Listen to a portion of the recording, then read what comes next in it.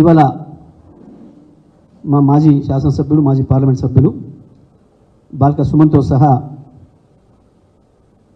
కొంతమంది మా ఉద్యమకారులని అక్రమంగా అరెస్ట్ చేసి తీసుకుపోయి బంజారాహిల్స్ పోలీస్ స్టేషన్లో పెట్టిండ్రు.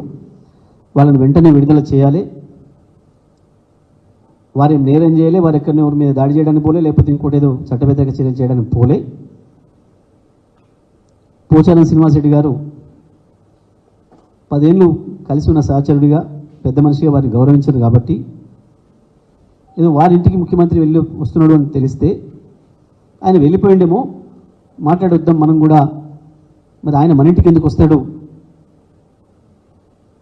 ఏ కారణం చేత వచ్చింది, ఏం జరిగింది అని చెప్పి తెలుసుకుందామని చెప్పి ఆ ఆతృతతో ఉత్సాహంతో పోయినట్టున్నారు. అది మన ఇల్లు అనే భావనతోని, మన నాయకుడు అనే భావనతోని. కానీ అప్పటికి ముఖ్యమంత్రి లోపల ఉన్నాడని చెప్పేసి పోలీసులు అడ్డుకున్నారట.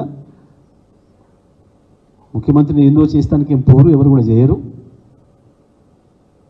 మేము వెంటనే సుమన్తో సహా అరెస్ట్ చేసి పోలీస్ స్టేషన్లో వచ్చిన మా వాళ్ళందరినీ కూడా విడుదల చేయాలని చెప్పి నేను డిమాండ్ చేస్తూ ఉన్నా.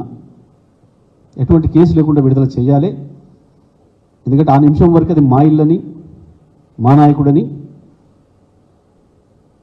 మా సహచర పెద్దలని తెలుసుకోవడానికి పోయినరు, మాట్లాడడానికి పోయినరు మంచి చెడ్డ. కాబట్టి వెంటనే విడుదల చేయాలని చెప్పి నేను డిమాండ్ చేస్తూ ఉన్నాను.